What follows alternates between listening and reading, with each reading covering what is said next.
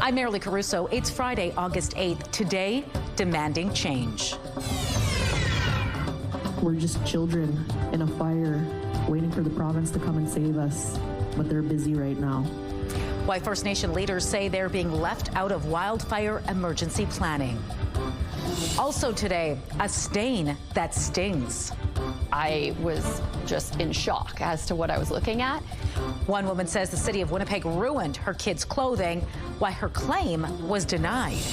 I'm John Hendricks at the Tamil Pavilion. I'll take you behind the curtain at this pavilion coming up on CTV News.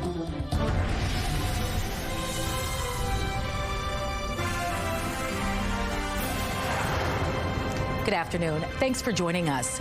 Indigenous leaders are calling Manitoba's emergency response to this year's wildfires a failure. Today, they demanded to be included in creating a better emergency strategy. This is not an emergency system. This is a cycle of failure. Leaders representing Red Sucker Lake, Wasagamacq, Garden Hill and St. Teresa Point held a joint news conference today. They say despite years of proposals, the region still lacks fire breaks, an all-season road, emergency infrastructure, or a permanent evacuation strategy. They say the provincial and federal governments and the Canadian Red Cross sit on millions of dollars in aid. But First Nations that are most affected by the wildfires don't have the resources they need to take care of their own residents. I don't think any of our communities have received any of that money from Red Cross, and yet our people are starving in hotels with, congregate shelters or hotels that are not great quality. Like, with millions of dollars, our communities could purchase equipment, could look at maybe some short-term housing rather than hotels. Like, there's so many options if we had the resources, but right now everyone has the resources except us. The leaders are demanding a new emergency accord, funding for fire prevention, plans, and recognition of the Island Lake region as a Tier 1 emergency zone. CTV's Harrison Shin was at the news conference today. Watch for his full report coming up on CTV News at 6. And while the recent rainfall may have helped suppress the fire somewhat, smoke is likely to remain an issue for most of the province right throughout the weekend. Take a look at this. Firesmoke.ca is forecasting a brief reprieve for us here in the south tomorrow morning, but it won't last more than a few hours. Otherwise, you can see most of the province is going to be blanketed in heavy smoke, particularly throughout the Interlake and Northwest regions. A University of Manitoba professor has been charged in connection to a historic sexual assault investigation. 55-year-old Oleg Pokanovsky was arrested after turning himself in last week. He's charged with sexual assault and sexual exploitation and remains in custody. Police accuse Pokanovsky of grooming a 15-year-old female student he was giving private music lessons to between 2007 and 2010. The alleged sexual assaults happened off campus. The university placed him on leave and is cooperating with the investigation. A lawyer for Pokanovsky declined to comment. None of the allegations have been proven in court. A Winnipeg woman is looking for answers from the city today. Lisa McLeod says she lost hundreds of dollars worth of clothing when the city flushed a water main. I started pulling out articles of clothing and they were just covered in what looked like sludge. I didn't know what it was. McLeod was doing laundry in mid-July and this was the result. An entire load destroyed, including workout clothes and her children's pajamas. She made a claim to the city of Winnipeg asking for a reimbursement of around $400. The claim was denied. In a letter, the city said it's not liable for damages caused by the water, quote, unless the water does not meet the acceptable standards of purity. That sentence doesn't make sense to McLeod. Now, I don't have a sample of the water because I didn't keep one, but there's no way anyone in the city would want to drink that, seeing what it was. So how would that meet purity standards? Like, that just blows my mind. McLeod still needs to replace the clothing before school starts. CTV's Danton Unger is working on this story. Watch for his story at 6. The Winnipeg Police Service is investigating the death of a 26-year-old Winnipeg man in the North End as a homicide. According to police, officers responded to reports of an unresponsive man Tuesday evening in the 600 block of Boyd Avenue. When they arrived, officers found a man suffering from severe trauma. He was taken to hospital in critical condition where he died from his injuries. He's been identified as Braden Henry Kadu-Kwiatkowski. Anyone with information or video surveillance is asked to call Winnipeg Police. The province is sending mosquito fogging trucks to the city of Winkler in its response to high numbers of Culex tarsalis mosquitoes infected with West Nile virus. The fogging is expected to get underway this Friday in the city of Winkler and a roughly 3-kilometer zone around the city. It will continue overnight all the way through to Tuesday, August 12th, weather permitting. The province says the recent warm and humid conditions were ideal for mosquitoes, which spread West Nile virus, and the threat of human exposure to it is high in the region. However, so far, no locally acquired human cases of West Nile virus have been confirmed in Manitoba. Winnipeg police are hoping you can help identify a vehicle involved in a fatal hit and run that happened 1 year ago today. Investigators believe a 26-year-old man fell while crossing Queen Elizabeth Way at Mayfair Avenue and was then run over by a southbound vehicle. It happened around 3:30 a.m. on this day in 2024. Police are now looking for this vehicle and its driver. It's believed to be a dark-colored early 2000s Buick LeSabre. Anyone with information is asked to contact Winnipeg Police or Crime Stoppers anonymously. An early morning fire did some serious damage to a bungalow in the Weston area. It happened in the 300 block of McKelvey Street around 5:30 this morning. Fire crews battled heavy smoke and flames. 3 people got out of the house before fire crews arrived. They were taken to hospital in stable condition. The house sustained fire, smoke, and water damage. Investigators are now looking into a cause. Statistics Canada has released its job numbers for July. StatsCan says the economy lost around 41,000 jobs in July, partially offsetting a gain of 83,000 positions in June. The unemployment rate, meanwhile, held steady at 6.9% last month, as the agency says the total number of people looking for a job was unchanged. StatsCan says July's losses were concentrated in full-time work in the private sector. Manitoba's jobless rate held steady at 5.5%.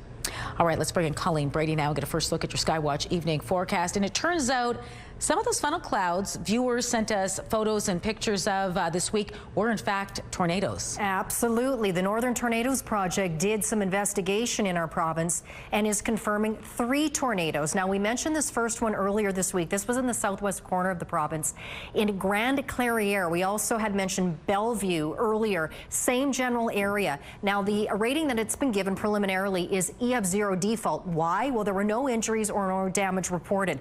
Much closer to Winnipeg, you'll recall on Wednesday night. It does look now like a tornado did touch down in Birds Hill Provincial Park. Again, it's been given an EF0 rating. No injuries, but look at this. Wind speeds up to about 115 kilometers an hour. There was a tree damage line of about 4.1 kilometers spread over 270 meters.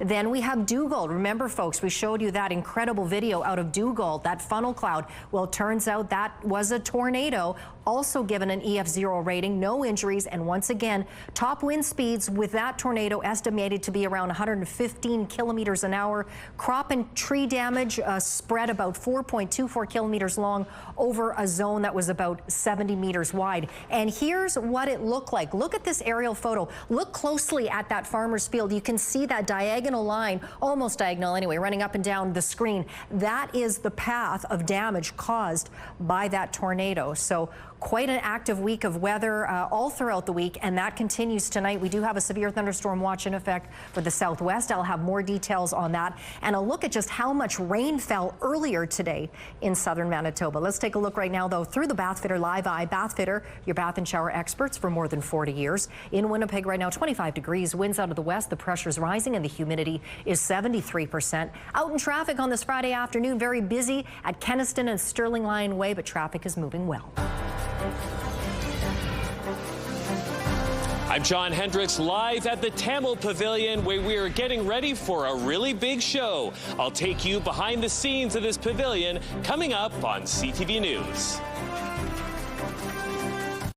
Get Winnipeg's top stories, breaking news alerts, and watch live. Download the CTV News app. Let's head out to the Tamil Pavilion at Folklorama now, where CTV's John Hendricks is somewhere. John, there you are. What are you up to tonight? Hey. I'm working on my leg muscles. I have to say, this is actually quite difficult, especially if you do it for an extended period of time. But the dancers here at the Tamil Pavilion, they are experts at it. I'm going to bring someone over right now who knows a little bit more than I do about the dancers. And feel free to continue on, guys, now that I've disrupted you. Maybe you can tell me a little bit about this dance that they're working on. Sure. Do you want to? Yeah, just tell me. The dance that they're currently working on is called Amman dance. So this is going to represent like most of this is August month here, right? So back in India, it's like Adi month in Tamil. So where it is celebrated for Amman, our spiritual goddess. So what the guys and girls, like what they will do, they will go to the temple during this festival time and they will make the moves for the Amman and put on energetic steps and all, and to make her happy. So that's what they are working on it right now. They are just praying the God in the way using the dance. Now tell me, I see that they're holding like what looks like leaves or fronds. Can you tell me a little bit about that? Yeah, sure. It's in India, like it's really famous for neem tree. So Amman is mostly lives under the neem tree, the Mariamman. So we are representing the leaf by dancing with her, saying that like we are protected. And neem has like a lot of medicinal values. So like whenever we get sick and all, like what we get, we will grind that and we will eat that to get the body cure and all. So that's why we pray our tree as Amman. So that's what we are representing here by dancing with the neem tree. I mean, let's talk a little bit about putting a dance like this together. You're saying this is like a traditional sort of dance that if you visited the Tamil people in India, you would see something like this. Yes, definitely, yeah. So like as I already told, like this is Adi month in Tamil calendar. So if you go to Tamil street and Tamil area today, so there will be always a festival like this and performance like this, and guys and girls will be like dancing together and making fun of each other and like trying to incorporate the new moves, new traditions, and like try to pull off each other and all. So and also pray the God by dancing and all. So like, it's very common in southern tradition in India. So yeah, you would see these kind of performance a lot there. Now, I know that the Tamil people and the language, it's one of the oldest spoken languages still in the world. Have any sort of new ideas in terms of dancing, in terms of expression, come into the dance that you'll see at Folklorama? Yeah, exactly. Like with the new moves and like the rapidly changing world. So we are actually incorporating like more semi-classical and like different moves and like more cinematic way of representing the culture. So like in this particular dance, in the second half of this dance, that they wouldn't be using the neem tree, which is like our tradition. So we'll be moving on to our hands and moving into a fast energy and like jumping on the stage and like proving that like with like the one that I'm wearing is Tiruniru. So the guys will be like putting that on the air, like making it more colorful and like bringing more cinematic way of expression and like reaching out more audience. So that's what they will be doing in the second half of the song. Well, speaking of, thank you so much. Speaking of cinematic, they also are employing some new technology, AI and VR. So coming up in the next hour, we'll show you how they are basically bringing the old and the new together in a very fascinating way. Interesting. Looking forward to it, John. Assiniboine Park needs your help to name a new arrival. How you can help give a muskox a new name. When you see news happening, let CTV News Winnipeg know. Text your tips, pictures, and videos to 10400.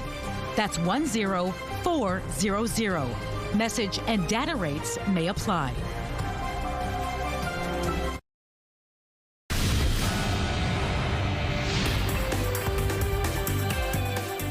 Spotlight, sponsored by the Casinos of Winnipeg, presenting Holly Cole.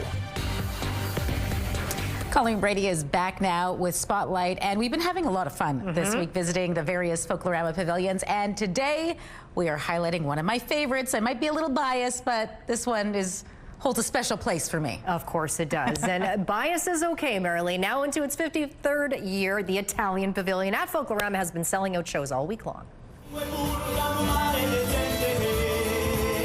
There's still 2 more nights to head down and check out a variety of Italian dance numbers, from modern and pop to something more traditional, and of course enjoy all the pasta the country is known for. Organizers say the family is at the center of the Italian identity, and they want you to feel it too.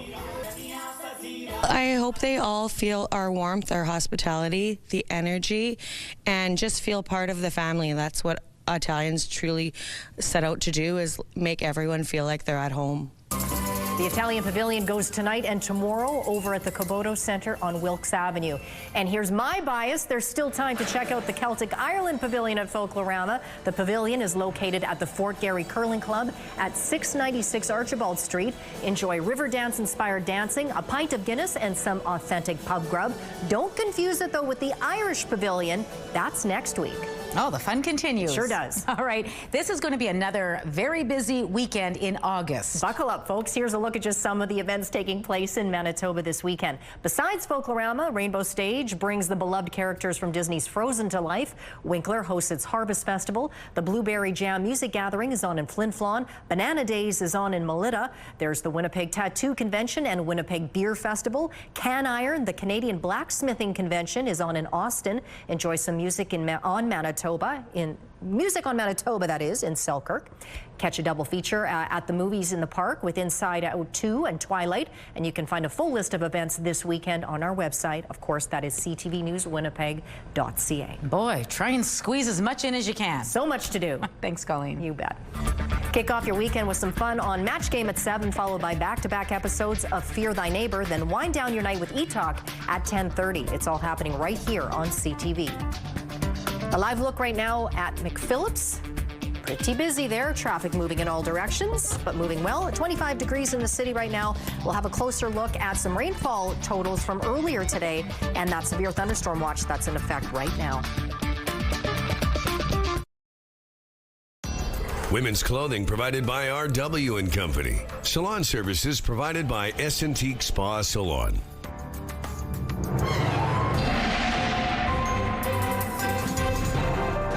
CTV Skywatch weather brought to you by South Beach Casino and Resort. Visit southbeachcasino.ca. Colleen Brady is back now with your complete Skywatch forecast. In between the smoke and the storms, you know, I don't want to complain about anything else, but it's pretty humid out there. It's humid, yeah. But you know what we did need? A good soaking, and boy, did we get it today in southern Manitoba. Let's take a look at some of the rainfall amounts from earlier today. This is just over the course of a few hours. Winnipeg at the Forks saw almost 23 millimeters, considerably less at the airport, but still 13.2 will take that. Starbuck, my goodness, 35.7 millimeters. Woodlands, close to 27, Morris close to 26, and you can see those other communities, including places like Steinbach, Portage, Selkirk, and Bagot, they're all got a good soaking of some much needed rain. Of course, we need it all throughout the province, but wow, boy, did it come down for a few hours. It's starting to come down now in parts of the west. You can see up there, up to the north of Dauphin, but it is the southwest corner that we're keeping our eyes peeled on right now. A line of thunderstorms moving through the Melita area, not too far away from where that first tornado from Tuesday was spotted out around the Bellevue, Grand Clairiere area. But look at these storms coming in from Saskatchewan. They have the potential to become severe, and that is why southwestern Manitoba is now under a severe thunderstorm watch. So Environment Canada says that there are the potential for hail stones to develop the size of toonies, wind gusts up to 90 kilometers an hour, and in excess of 5 millimeters of rain. And I do want to point out where that yellow turns to red, just over the border in Saskatchewan to the north of Moosomin. That is a severe thunderstorm, so if you are just on the other side of the border on the Manitoba side, be prepared for that severe storm headed your way. We have an air quality warning that remains in effect tonight for much of Manitoba, including Winnipeg. We mentioned earlier we might get a break from the smoke at some point tomorrow, especially as the winds start to strengthen later on in the afternoon, but it will be a brief break. The rain, mind you, will continue to come on down through the next few hours, and it will continue to spread. We could see some of that rain make its way into Winnipeg late tonight. We could have an overnight thunderstorm thunderstorm. It's possible. Meanwhile, it is that area there in the southwest pushing into west central regions, which will receive a considerable amount of rain this weekend. But watch the circulation of this system. It's going to wrap back around and will likely bring more rain to Winnipeg and the Red River Valley by tomorrow afternoon, and then it will continue its eastward shift into northwestern Ontario into Sunday as it makes its way out of Manitoba. For tonight, showers possible, as I mentioned, late tonight, maybe even a thunderstorm. 16 is our low. Winds out of the southwest at 15 kilometers an hour. 24 for Saturday. It'll be sunnier in the morning, and there's a good possibility we'll see some of those showers wrap back into our region tomorrow. And look at these winds strengthening out of the southwest, 30 gusting to 50. So that should help to move the smoke out, but it will push it back north where it is really not needed. 22 degrees. It's not needed anywhere, of course, but you know what I mean. 22 degrees on Sunday under a mix of sun and cloud. Showers possible Monday up to 23. And then very similar conditions right through to Thursday. A mix of sun and cloud right through the midweek. 23 Tuesday, and then day by day getting a couple of degrees warmer until we get to Thursday with a warm high of 27 degrees. To our weather photos we go. I thought this was a great prairie shot. This is out in Enola. That photo is from Laura. Beautiful shot. And this one's nice too. Look at this smoky sunset. This was last night over St. Andrews. That photo is from Darlene. Email us your weather photos to winnipegweather@ctv.ca. Thanks, Colleen. Assiniboine Park needs your help naming a new arrival. A male muskox has arrived at the Journey to Churchill area of the zoo. He's 16 months old and weighs a mere 246 pounds. I say mere because male muskox can get up to 900 pounds. He's got a lot of growing to do yet. Assiniboine Park Zoo says he is already getting along, though, with a 1-year-old female muskox. You know, he's a very curious boy, and he's around over 240 pounds, which is small, but you know, because muskox can be up to 900 pounds, so he's gonna be a big boy most likely. Bit of a romancer too, by the sounds of it. Oh my goodness. Well, the zoo wants you to vote for your favorite name, and here are the choices: Rumble, Shaggy, which is my favorite, Muskoka, or Stoic. To vote, all you have to do is visit assiniboinepark.ca, and you have until Monday to vote. And you can go check him out in person, too. He's a handsome fella. Isn't he? Apparently a bit of a rascal, too. Big baby, I imagine. I imagine he will, Yeah. All right, that does it for us note. this hour. Don't go far, though. We'll be back at 6 with much more local news. Hope to see you then.